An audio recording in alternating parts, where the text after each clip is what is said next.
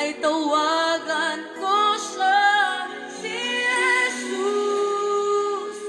Kung kailan kailangan siya, palagi naroon at karamay siya, si Jesus. Kapag hindi ko na makaya, sa Kanya lang ako aasa.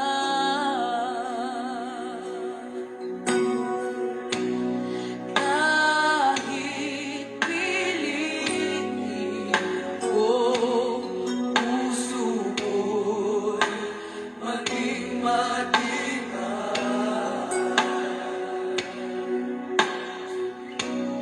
Ang kabiguan ay dumarating sa aking buhay.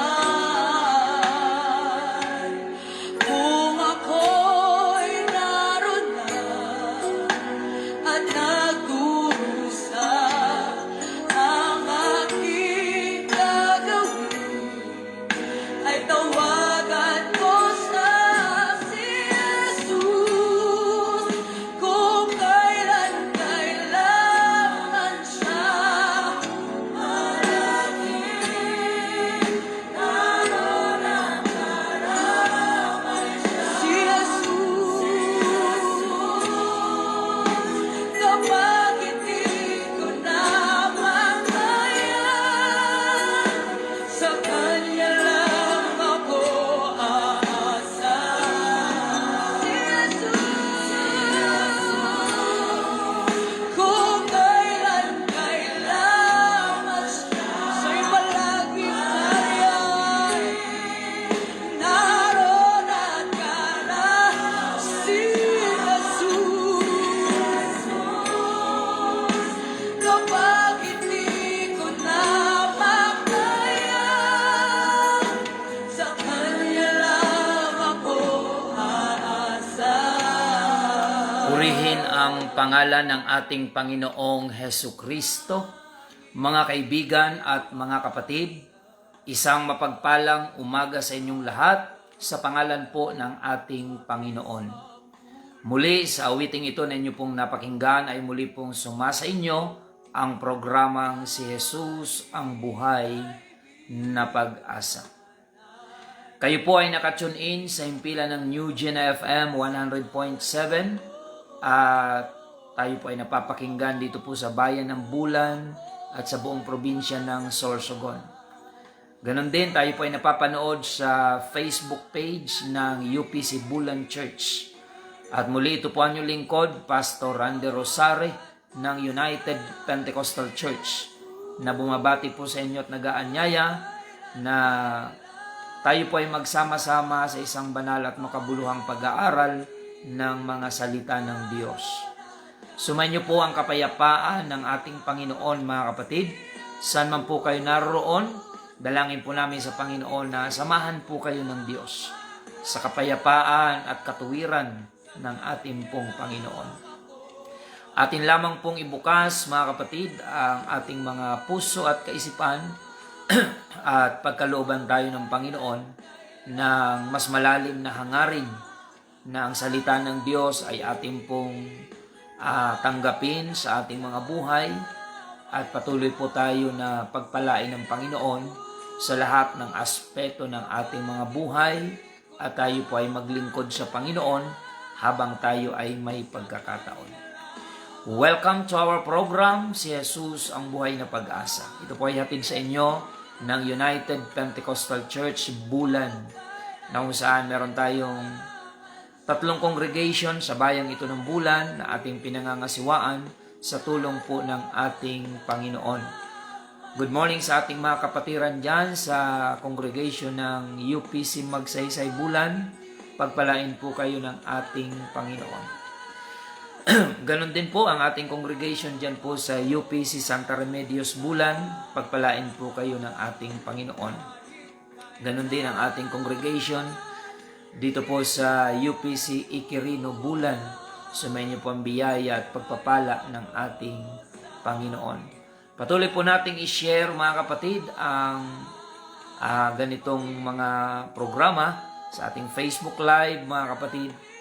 Ipag-anyaya po natin ito sa ating mga kaibigan, mga kamag-anakan at mga kakilala upang sa ganong kaparaanan ay makapagbahagi po tayo ng salita ng Diyos sa ating mga mahal sa buhay. Purihin ang pangalan ng ating Panginoon. At good morning po sa ating mga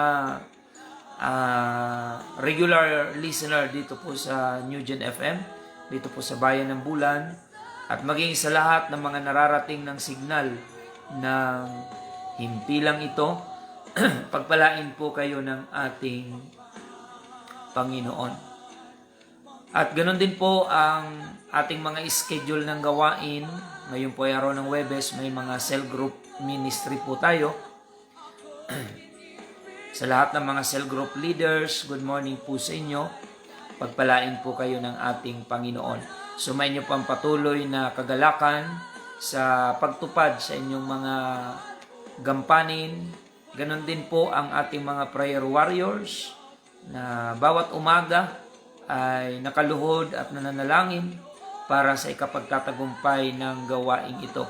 Pagpalain po kayong lahat ng ating Panginoon. Patuloy po tayo sa ating programa mga kapatid. Ang ating pong mga pagsamba sa Panginoon this week ay may mga adjustment po tayo. Wala po tayong pagsamba dito sa bulan na araw ng Sabado dahil ngayong darating na Sabado ay meron pong conference ang mga tatay, Apostolic Men's Department sa darating po na Sabado sa lugar po ng Kamalig, Albay. Kaya naman ang ating mga pagsamba ay sabay-sabay po ang tatlong congregation na araw po ng linggo. Diyan po sa Magsaysay, araw ng linggo ng umaga. Dito sa Iquirino, araw din po ng linggo. At dyan po sa Santa Remedios Congregation ay araw po ng linggo. Sabay-sabay sa magkakahiwalay na lugar ang ating pong pagtitipon ngayong darating na linggo. At sa mga nais pong magpaabot ng inyong mga messages, pwede po kayo mag-message dyan sa messenger ng ating Facebook page, UPC Bulan Church. At kung kayo po ay may mga katanungan, prayer request, or any concern na may kinalaman po sa inyong spiritual na buhay, so just send your message mga kapatid and we will give time mga kapatid para po sa inyong mga katanungan. Purihin ang Panginoon. Brother Emboy Briobo from Saudi Arabia, good morning. Pagpalain po kayo ng ating Panginoon. So, bigyan natin ng pagkakataon na ma-recognize all our viewers online sa ating pong Facebook Live. Brother Tofi Mendoza, good morning. Thank you for watching. Sister Grace Villanueva, good morning. Sister Christy De Suyo. Brother Ramil Francisco Lagrosa, dyan po sa San Juan, Batangas. Good morning po sa inyo dyan. Pagpalain po kayo ng Panginoon. Sister April Santos, good morning. Sister Angelita Ligoro, Pastora Sheila May Piñaranda Ibanez, good morning dyan sa UPC Sabah, Malaysia. Sister Divine Espela Guyal, good morning. Sister Regent Chuji ng UPC Japan, pagpalain po kayo ng Panginoon. Sister Marlene Golyoso, good morning. Sister Perpetua Carido, dyan po sa Ocampo, Camarines Sur.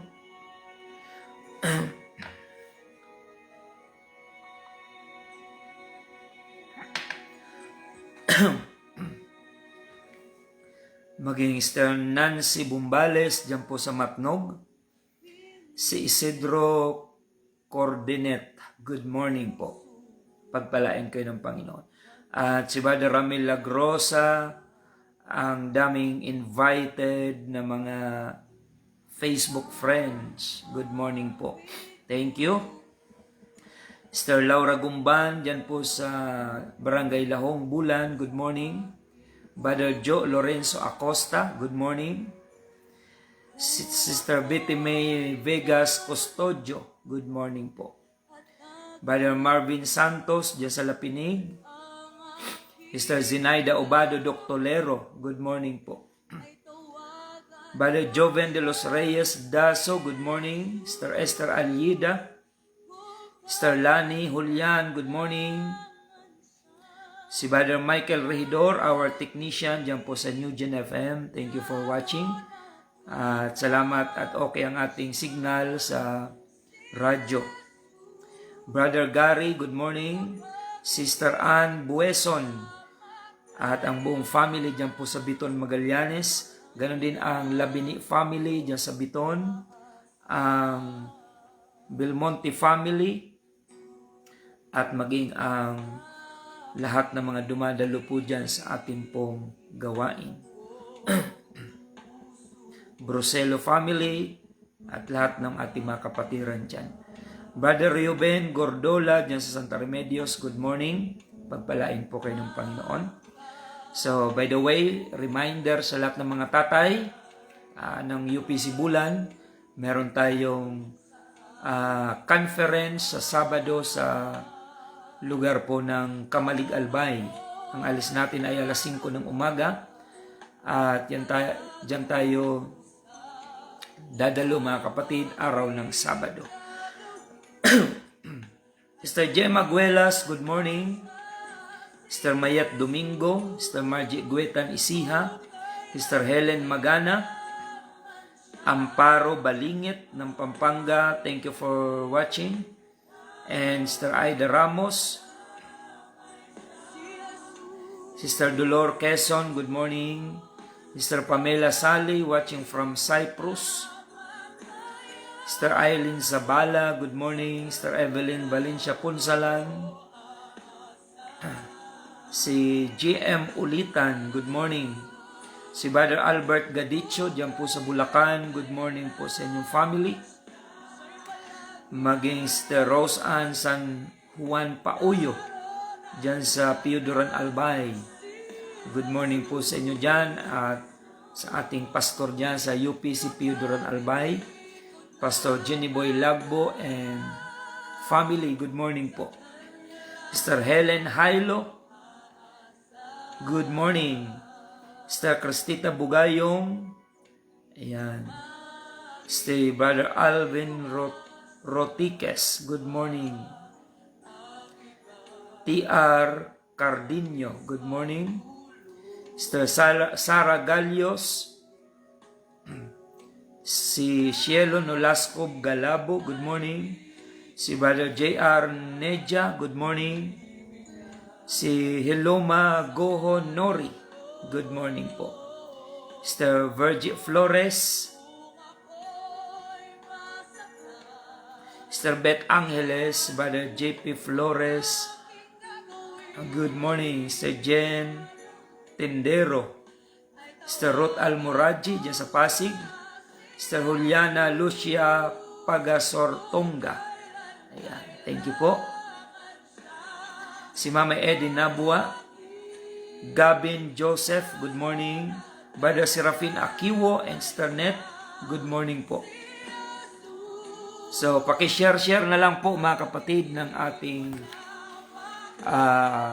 episode ngayong umaga upang marami pa po ang maabot ng salita po ng ating Panginoon. Praise the Lord.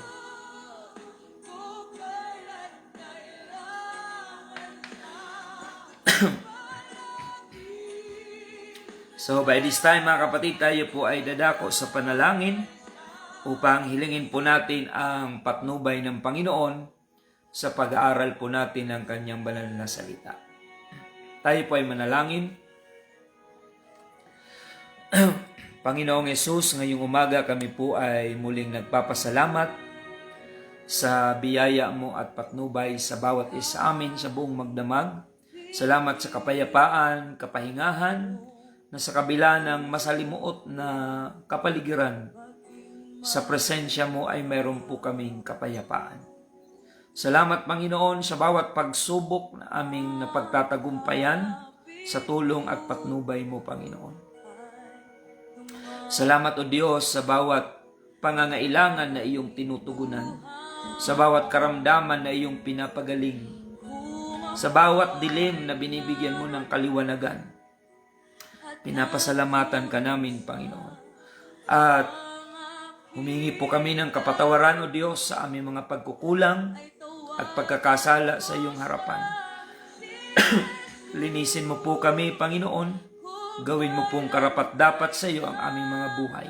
Kasama ng aming mga viewers and listeners. We pray, God, bigyan mo kami ng mas malalim na hangarin na maglingkod sa iyo. I-comfort mo rin, Panginoon, ang mga nasa kadalamhatian sa umagang ito. We pray for comfort sa family Himor, diyan po sa Barangay Costanera, Bulan, na kung saan kahapon ay aking napuntahan na sila po ay nagdadalamhati sa paglisan ng kanilang padre de pamilya. We pray for your comfort sa Himor family. At sa lahat na may karamdaman ngayon, ikaw po ang magkaloob ng kagalingan, Panginoon.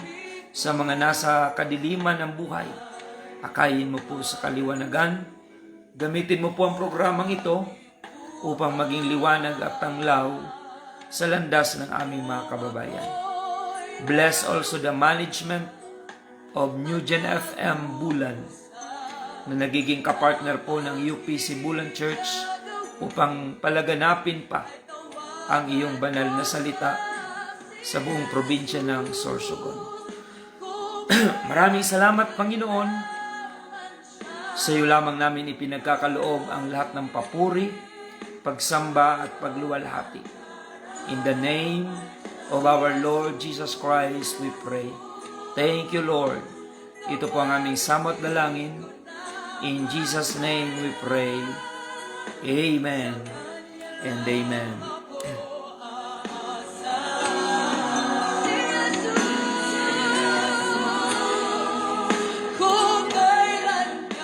Patuloy po tayo, mga kapatid, sa programang Si Jesus ang Buhay na Pag-asa.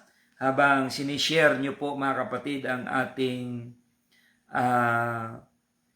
video ngayong umaga sa ating programa, patuloy po nating ipanalangin ang pagkilos ng Panginoon sa puso at isipan ng ating mga giliw na taga-subaybay. Purihin ng Panginoon, mga kapatid. Buksan po natin ang ating banal na kasulatan. Dito po sa aklat ng John chapter 9 verse 4. Ganito po ang ating mababasa. Kinakailangan nating gawin ang mga gawa niyaong nagsugo sa akin samantalang araw. Dumarating ang gabi na walang taong makagagawa. I must work the works of Him that sent me while it is day. The night cometh when no man can work. Pagpalain ng Panginoon ang kanyang banal na salita. So, kung pag-uusapan po ang patuloy na pagsama ng ating kapaligiran, tayo po ay papunta na sa gabi, sa kadiliman. At ang Panginoon ay nagpaalaala sa atin that we must work while it is day. So mga kapatid, ito po ang ating topic ngayon. Tayo po ay gumawa sa gawain ng Panginoon samantalang araw. Let us work while it is day. Originally, mga kapatid, ang araw ay dinesign ng Panginoon upang ang tao ay gumawa. Lahat ng ating mga trabaho, kung sa original na disenyo ng Panginoon, yan po ay gagawin natin while it is day. Kaya siniparate ng Panginoon ang gabi at ang araw upang ang tao ay gagawa sa araw at magpapahinga sa gabi. Pero yung disenyo na yan ng Panginoon ngayon ay mukhang hindi na po nasusunod dahil marami na po ngayon mga trabaho na panggabi. Hindi na nila nagagamit yung gabi upang magpahinga, matulog. Marami ngayon, lalo na sa mga syudad, mga trabaho na night shift, panggabi. Sa mga hospital, sa mga call center. Ayan. Mga example po yan ng mga trabahong hindi lamang sa araw ginagawa kundi sa gabi. At ganoon din sa mga construction company. Marami po tayong nakikita na kahit sa gabi sila po ay gumagawa. Pero sa original na design ng Panginoon, Genesis chapter 1 verse 3 up to verse 5, ganito po ang sinasabi ng Biblia. At sinabi ng Diyos, magkaroon ng liwanag at nagkaroon ng liwanag. At nakita ng Diyos ang liwanag na mabuti at inihiwalay ng Diyos ang liwanag sa kadiliman. At tinawag ng Diyos ang liwanag na araw at tinawag niya ang kadiliman na gabi. At nagkahapon at nagkaumaga ang unang araw. So, nagkaroon ng separation between araw at gabi. Sa layunin na ang tao ay gagawa sa buong maghapon sa araw at magpapahinga tuwing gabi. Alam nyo mga kapatid, ang mundong ito, spiritually speaking, tayo po ay papadilim na. Sa pagsama ng sanlibutan, nariyan yung mga gera, mga sakuna, corruption, paglamig ng pag-ibig ng bawat tao, nang nagdudulot ng mga hidwaan, away sa pamilya, away against nation, kingdom against kingdom. Mga kapatid, ang tao ay pasama ng pasama. Na ito, tayo po ay papunta na sa gabi. At ang sabi ng Biblia, gumawa tayo samantalang araw, dumarating ang gabi na walang taong makakagawa. Ibig sabihin, yung night time, yung madilim na yugto ng ating buhay, mas mahirap doon gumawa kumpara sa tayo ay nasa araw, mga kapatid. Kung kaya't ang gawain ng Panginoon, ang ganitong pangangaral, sinasamantala po natin. Sabi po ni Apostol Pablo, redeeming the time because the days are evil. Pasama ng pasama ang mundo natin. Kung obserbahan natin, pahirap na pahirap ang kalagayan natin, mga kapatid, pasama ng pasama ang mga tao, puro pansarili ang kanilang motivation sa kanilang buhay. We are now living in the perilous time, in the last days. Ang mga tao ay magiging maibigin sa salapi at ang resulta ng pag-ibig sa salapi ay corruption at kasamaan. Ang mga tao ay magiging maibigin sa kalayawan kumpara sa pagiging maibigin sa Diyos. At ang mga bagay na yan na naihula sa Biblia ay ngayon nakikita natin ang kaganapan. Ang mga tao ay walang panahon sa mga espiritual na bagay. Kaya mapalad po kayo mga kapatid, sa mga viewers natin ngayon, kung kayo po ay nagpapahalaga sa mga bagay na tungkol sa Diyos, ipagpasalamat nyo po yan sa Panginoon at alagaan nyo ang ganong quality ng inyong puso na kayo ay mapaghanap sa mga bagay na tungkol sa Diyos. Nararamdaman nyo yung kauhawan sa mga bagay na magbibigay glory sa Panginoon. Please maintain that kind of attitude, mga kapatid, dahil sa dami ng mga tao ngayon sa mundo, bibihira na lang po yung mga taong kusang naghahanap sa Panginoon. Kaya mapalad po kayo sa umagang ito kung kayo ay intentionally gumising ng maaga just to listen and to watch our program to feed your soul spiritually.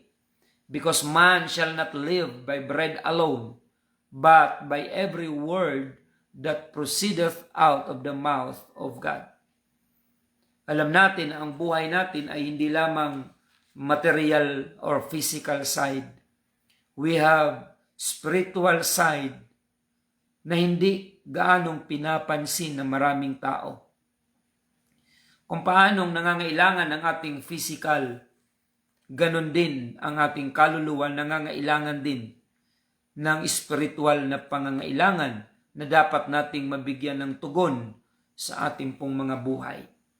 Kaya ang pakikinig sa salita ng Diyos sa mga huling araw na ito na ang mundo ay pasama na ng pasama ay isang pribilehiyo na tayo po ay makakilala sa Panginoon. Praise the Lord. So sinasabi ng Biblia na sa araw tayo ay gagawa, sa panahon ng gabi walang makagagawa. Ibig sabihin, kung nahihirapan tayong gumawa ng mabuti samantalang araw, mas mahirap gumawa ng mabuti kapag tayo ay nababalot na ng dilim. Kaya nga po, gumagamit tayo ng ilaw tuwing gabi dahil hindi tayo makagagawa ng mga importanteng bagay sa gabi kung walang ilaw. And we know, spiritually speaking, that Jesus Christ is the light of this world. Ang buhay ng tao na hindi pinananahanan ni Kristo ay buhay na madilim. Nangangapa ang maraming tao sa dilim because they ignore the importance of the Lord Jesus Christ being the light of the world. Ang tao na lumalakad sa dilim ay nahulog sa hukay o kaya'y natitisod. Ngunit ang taong lumalakad sa liwanag ay merong mabuting patutunguhan. Let us walk in the light. Mga kapatid, lumakad tayo kasama ang ating Panginoon. 1 Corinthians chapter 3 verse 13, ang gawa ng bawat isa ay mahahayag, sapagkat ang araw ang magsasaysay, sapagkat sa pamamagitan ng apoy, inihahayag at ang apoy rin ang susubok sa gawa ng bawat isa kung ano yaon. Verse 14, kung ang gawa ng sinuman ay mananatili na kanyang itinayo sa ibabaw niyaon, siya'y tatanggap ng kagantihan. 1 Corinthians chapter 3, verse 13 to 14. Yung ating mga paglilingkod na ginagawa sa Panginoon, gandahan natin mga kapatid. Do it not because of somebody, kapwa mo tao. Gawin mo alang-alang sa Panginoon. In everything we do, do all in the name of our Lord Jesus Christ. So, nasa mga huling araw na po tayo mga kapatid. Na nariyan ang mga unusual na mga nangyayari sa ating pong mundo. Ito ay paalaala sa atin, lalo na sa mga mananampalataya, na patuloy tayong magsigasig sa paglilingkod sa Panginoon, always abounding in the works of the Lord, for as much as ye know that your labor in the Lord is not in vain. Kaya pahalagahan natin lalo ang mga ganitong gawain. Dahil hindi po ito mananatili, ang pangangaral ay titigil po yan. Preaching the Word of God will stop. It will end. But the benefit of the message, mga kapatid, of the preaching of the Word of God is eternal. Meron lamang panahon na pwedeng ipangaral ang salita ng Diyos. Darating ang panahon na ito ay matatapos. Ngunit kung tatanggapin natin ang ipinapangaral sa atin mula sa salita ng Diyos, bagamat ang pangangaral ay matatapos, ngunit ang benepisyo nito sa sino mang tatanggap ng salita ng Diyos, ang benepisyo nito ay walang hanggan, walang katapusan. Kaya in-encourage ko po ang bawat isa sa atin, love the Word of God. Bagamat minsan ang mensahe ay para bang mayroon pong kurot sa ating puso. Ang katotohanan po ay masakit, subalit ang katotohanan ang magpapalaya sa atin. Kung mayroon mang pinakamagandang panahon upang ang tao ay magpasyang maglingkod sa Diyos, ngayon po iyon. Ang kahapon ay hindi na po natin maibabalik. Ang bukas ay hindi naman natin hawak at hindi natin alam. Ang tanging panahon na pwede nating gamitin ng malaya upang paglingkuran ng Panginoon ay ang ngayon.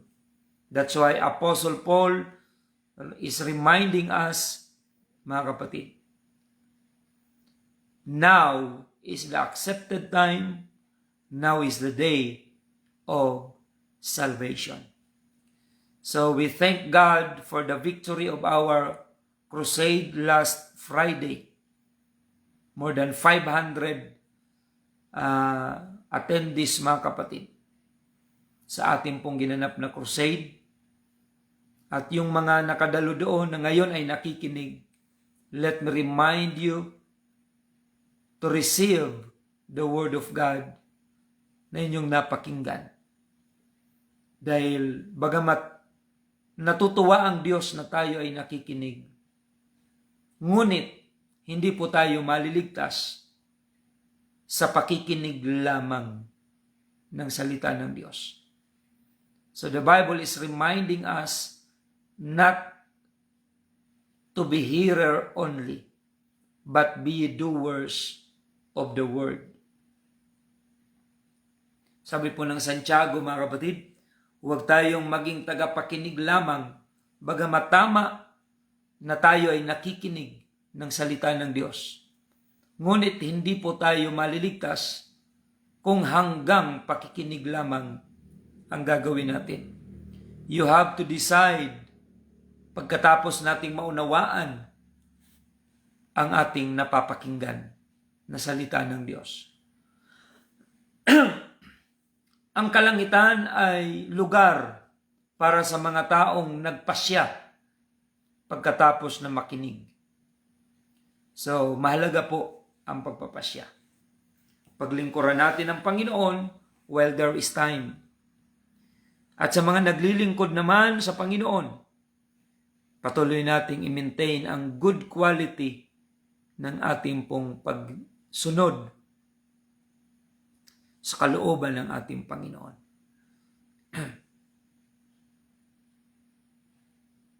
Tayo ay magpakatatag, huwag matinag, na laging sumasagana sa gawain ng Panginoon. Huwag tayo manghimagod sa ministry. I encourage those who are doing your part in the kingdom of God.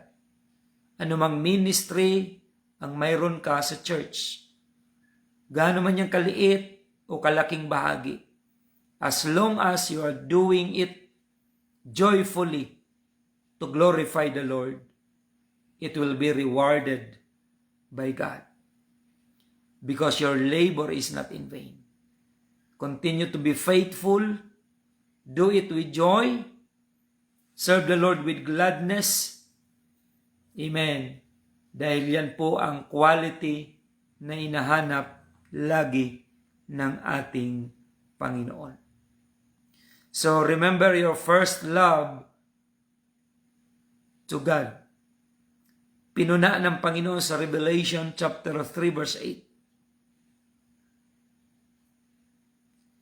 Yung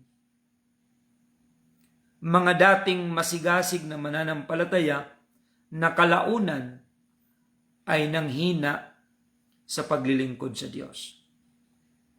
Revelation chapter 3 verse 8, ito ay paalala sa mga nagmi-ministry, sa mga aktibo sa paglilingkod sa kaharian ng Diyos. Maintain the high quality of your service to God. Revelation chapter 3 verse 8, nalalaman ko ang iyong mga gawa. Narito inilagay ko sa harapan mo ang isang pintuang bukas na di mailalapat ng sinuman, na ikaw ay may kaunting kapangyarihan at tinupad mo ang aking salita at hindi mo ikinaila ang aking pangalan. Nalalaman ko ang iyong mga gawa at ang iyong pag-ibig at pananampalataya at ministeryo at pagtitiis. At ang iyong mga huling gawa ay higit kaysa mga una. So, in-encourage po ng Panginoon yung mga gumagawa sa ubasan ng Panginoon. Kung ikaw man ay pastor, manggagawa, Bible study teacher, cell group leader, prayer warrior, departmental leader, anuman ang ating bahagi sa kaharian ng Panginoon.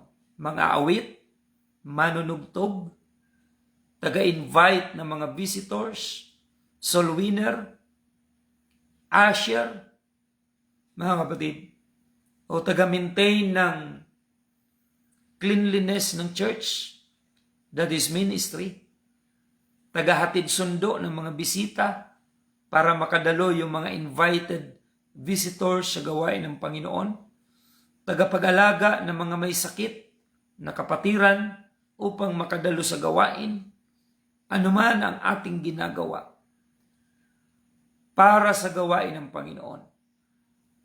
Gawin nating may kagalakan sapagkat hindi po masasayang ang ating mga pagpapagal sa gawain ng ating Panginoon. Purihin ang Diyos, mga kapatid. Patuloy po tayo.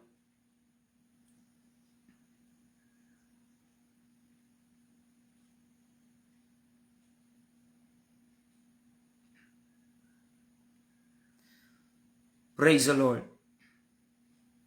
So, wag tayo manlupaypay sa mga kamanggagawa natin sa ubasan ng Panginoon. Keep the fire burning, spiritual fire burning in your heart. Mga kapatid, huwag tayong papayag na patayin ng mundo o patayin ng dyablo ang apoy spiritual sa ating pong mga buhay, sa ating mga puso. Praise the Lord. Maintain the fire at hintayin natin ang pangako ng ating Panginoon. Let us work while it is day. Amen. Never give up. Maaring ang iyong ministry ay hindi pa nakikita ang bunga. Basta tama lang ang ating pag-aalaga. Bible study, hindi gaanong productive. Humingi tayo ng wisdom sa Panginoon kung anong dapat gawin. Improve the way you uh, you teach, improve the way you present the Word of God. Amen. Kaya sa mga nagba-Bible study, makakatulong kung nire-record nyo o binivideo nyo ang inyong pagtuturo para mapanood nyo kapag kayo nagpapahinga. Panoorin nyo kung paano kayo nagsasalita, paano kayo nagtuturo. Then, alamin nyo kung ano mga dapat pang i-improve. Criticize yourself. Yung constructively. Amen. So, yun ang payo ko sa mga first time na nagtuturo sa Bible study. I-record, i-video. Then, isa yan sa the best na way to improve yourself. Maaaring ikaw ay nagtataka, bakit pag ikaw ay nagtuturo, walang gaanong nakikinig, nagkikwentuhan ng mga tao, hindi makuha yung attention ng mga tao pag ikaw ang nagtuturo. Ang mga tao ay hindi attentive, hindi focus. So, napag-aaralan po yan. You can ask wisdom from the Lord how to do that right, mga kapatid. Minsan may mga kikwento sa atin, Pastor, parang hindi ako effective magturo. Walang nagdi-decide maglingkod. Ang iba ay wala nang ganang bumalik. Amen. Yung Word of God, the best po yan na binhi. Pero kung paano natin yan i-present sa mga tao for them to be interested, we need to pray first, ask anointing from the Lord, upang yung mga taong walang interes, magkaroon sila ng kumbaga makuha yung kanilang attention. Una, mga kapatid, kailangan natin ng prayer. Huwag tayong umasa sa ating kakayahan, umasa tayo sa magagawa ng ating Panginoon. Kabilang ka ba sa mga Bible study teacher na parang nagdududa ka kung effective ka ba o hindi? Naranasan ko din yan, mga kapatid. Na nagtanong ako sa sarili ko kung ako ba ay totoong tinawag ng Panginoon, bakit wala namang gaanong interesado every time I teach Bible study, yung maraming attendance sa susunod na linggo, konti na lang. Kapag may mga ganyang kang experience, don't give up. Pray at humingi tayo ng wisdom sa Panginoon at i-improve din natin ang ating sarili. Kasi napag-aaralan po ang mga bagay na yan. Mga kapatid, the way you present the Word of God, amen, pwede mo yang aralin. Pagkatapos mong manalangin, kabisaduhin mabuti yung topic, mga kapatid, upang ang mga tao ay maging interested sa ating sinasabi. Kagaya ng mga sales representative, na kahit hindi ka interesado, pero sa husay nilang magpresenta ng kanilang produkto, kahit wala kang balak bumili, ay napapabili ka. Kung nagagawa yan ng mga sales representative, kahit na hindi gaanong maganda ang quality ng produkto, ay naibebenta nila. But I tell you, mga kapatid, our product is the best product, the Word of God, mga kapatid. Kaya lang, minsan, ang tao ay hindi nagiging interesado sa Word of God because of the way we present the gospel. Mga kapatid, kailangan humingi tayo ng wisdom sa Panginoon. At makakatulong, i-record mo yung pagtuturo mo.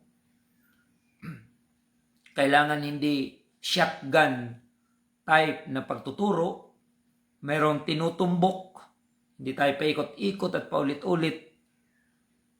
Kundi meron tayong tinutumbok, mga kapatid, sa ating pagtuturo sa Bible study.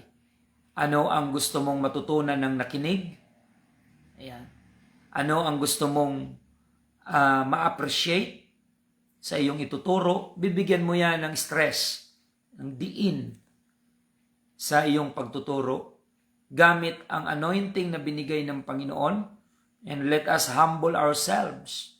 The more na tayo ginagamit ng Panginoon, lalo tayong magpakumbaba. Sapagkat ang nagpapakumbaba ay itinataas ng Panginoon at ang nagmamataas ay ibinababa. Amen. So mga kapatid, sa mga nagtuturo sa Bible study, una ay dapat magtiwala tayo sa Diyos. At kapag itiniwala na natin sa Diyos ang ating sarili, we should learn also to trust ourselves. Kasi kahit may tiwala ka sa Diyos, pero hindi ka naman nagtiwala sa sarili mo, natutulungan ka na ng Diyos sa iyong gagawin, may problema pa rin doon. Wala pong masama na magtiwala ka sa sarili. Ang masama ay yung wala kang tiwala sa Diyos, pero may tiwala ka sa sarili mo. Yan po ang masama. Pero kung una ka nang nagtiwala sa Diyos, nanalangin ka, nag-prepare ka, nag-aral ka ng iyong ituturo, tiniwala mo sa Diyos yung gagawin mo, abay, kailangan mo ring turuan ang sarili mo na magtiwala sa iyong sarili. Dahil kailangan ikaw ang number one na kumbinsido sa iyong sinasabi. Kung nais mong maging kumbinsido ang iba sa iyong sasabihin, dapat ikaw mismo na nagtuturo ang unang maging kumbinsido sa iyong sinasabi. At kapag ganyan ang quality ng ating pagpapagamit sa Panginoon, doon mo makikita yung good result ng iyong pagbabahagi ng salita ng Panginoon. At kailangan hindi po strike everywhere ang ating pagbabahagi. Patalon-talon. Kung ano yung topic, yun lang ang ating pag-uusapan. Hindi yung kung saan-saan napupunta yung topic, kaya litong-lito na yung nakikinig. Hindi po shotgun type, kundi dapat sniper type na pagtuturo, na mayroong kang tinutumbok, mayroong kang pinupunto, na bahala na basta matapos yung oras. Hindi po. Sa pagtuturo, kailangan mayroong kang layunin na yung ituturo mo ay ma-adapt ng tinuturuan mo. Yan yung matagumpay na pagtuturo, mga kapatid. Halimbawa, ang tinuturuan mo ay hindi marunong magpatawad. Magpiprepare ka ngayon ng lesson about the importance of forgiveness. Yung matutunan ng tao ang magpatawad. Ayan. Paano mo malalaman na ikaw ay effective sa iyong pagtuturo? Ay kung ang iyong tinuturuan na hindi marunong dati magpatawad, ay kalaunan ay natutong magpatawad. Halimbawa, ang tuturuan mo ay hindi marunong magpakumbaba. Magpiprepare ka ng topic, una, panalangin, pag-aaral, kausapin ng Panginoon kung ano ang dapat gawin, then ituro mo ito ng malinaw. Halimbawa, yung tuturuan mo hindi marunong magpakumbaba, hari ng yabang, gagawa ka ngayon ng pag-aaral, pagtuturo, kung paano niya matutunan ang pagpapakumbaba. So, paano mo ngayon malalaman na ikaw ay effective? Kapag yung nakikinig sa iyo ay natututong magpakumbaba. Purihin ang Panginoon. So, ano man ang ating ginagawa, mga kapatid, gawin natin for the glory of God. Not to promote ourselves. Not to make your own name, but to exalt the name of Jesus Christ. So, walang laman na pwedeng magmapuri sa harapan ng Diyos. Let us give all the glory to our Lord Jesus Christ. And every good thing na nagawa natin for His glory. Amen. So mga kapatid, yan po ang ating natalakay. Mag-akay tayo ng kaluluwa habang pwede. Kung ikaw ay teacher, share the Word of God to your co-teacher. Kung ikaw ay manggagawa, share mo ang Word of God sa iyong kamanggagawa. Sa company, sa opisina. Kung ikaw ay student, share the gospel sa iyong kapwa-student. By all means, in these last days, let us save souls. Dahil sooner or later, darating na ang Panginoon, mga kapatid. At kailangan nating gawin ang gawa ng Panginoon na magligtas ng mga kaluluwa. Sapagkat dumarating ang gabi na wala nang pwedeng gumawa. Doon sa mga bautismado na, huwag na kayong maligalig. Huwag na kayong kung saan-saan nagpupunta. Mag-enjoy na lang kayo sa paglilingkod sa Diyos. Magpakalago sa pananampalataya. Enjoy the process of spiritual growth. Yes, you will experience hardship, persecution, and trials. Pero ang lahat ng yan ay may pangako ang Panginoon. Be of good cheer. I have overcome the world, sabi ng Panginoon. Napagtagumpayan ko ang lahat. Sa mga newly baptized, continue your commitment to God. Despite of persecution, kahit sa mga kapamilya, may mga pag-uusig kayong mararanasan, it's just okay. As long as na nag-maintain kayo ng inyong commitment sa Panginoon. So, all things work together for good. During testing time, it is your privilege, that's your privilege to prove your commitment and dedication to God.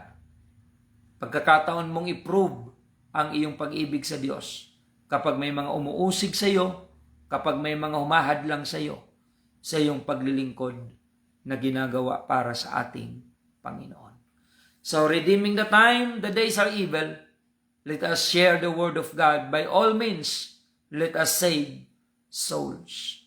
Dahil ang pinaka-importante sa Panginoon, kapag tinitingnan niya ang bawat tao, it's not the physical body, but the soul.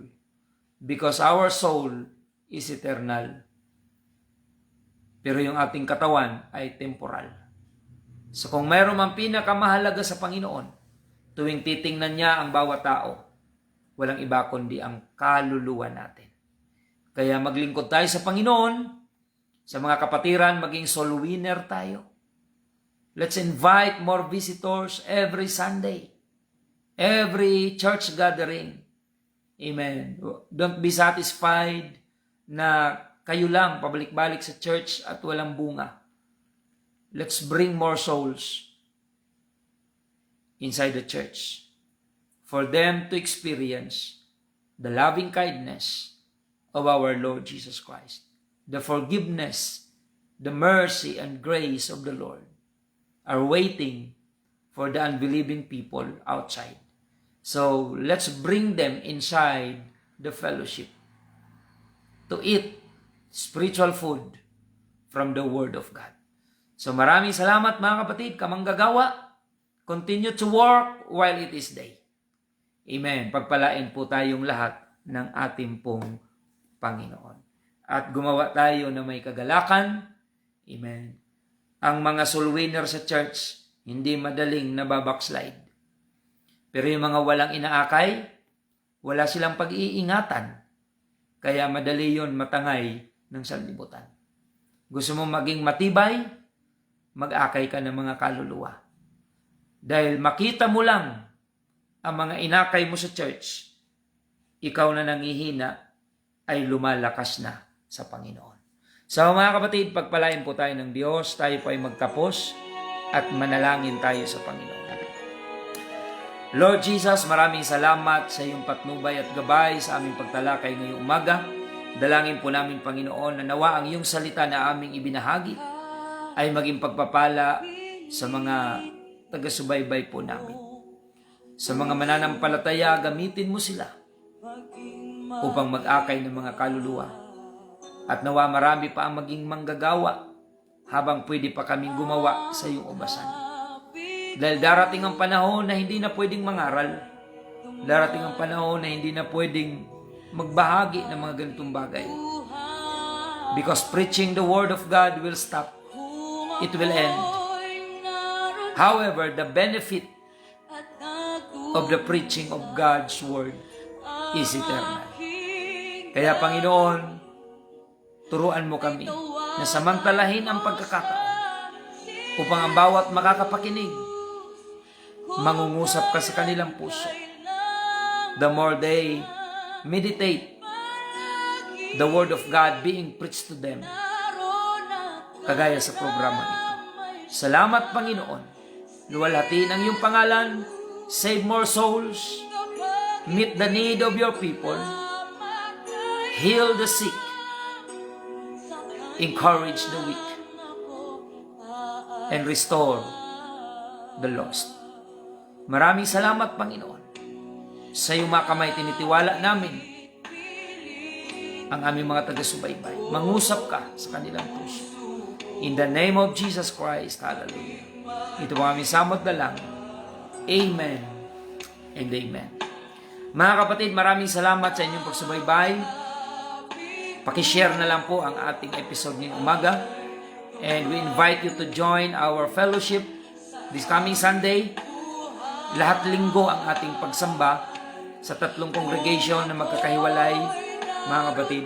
Sa Magsaysay, linggo ng umaga. Sa Quirino, linggo ng umaga. At dyan po sa Santa Remedios congregation natin, linggo po ng umaga. So yan po ang ating pagsamba this coming Sunday. Pagpalain kayo ng Panginoon. Please share our video. And let us bring visitors this coming Sunday to our church. Maraming salamat po. Ito po ang inyong lingkod, Pastor Randy Rosari ng United Pentecostal Church Bulan, na nagpapasalamat sa inyong pagsubaybay at lagi nating tandaan na tanging si Jesus lamang po ang ating buhay na pag-asa. Sa Kanya lang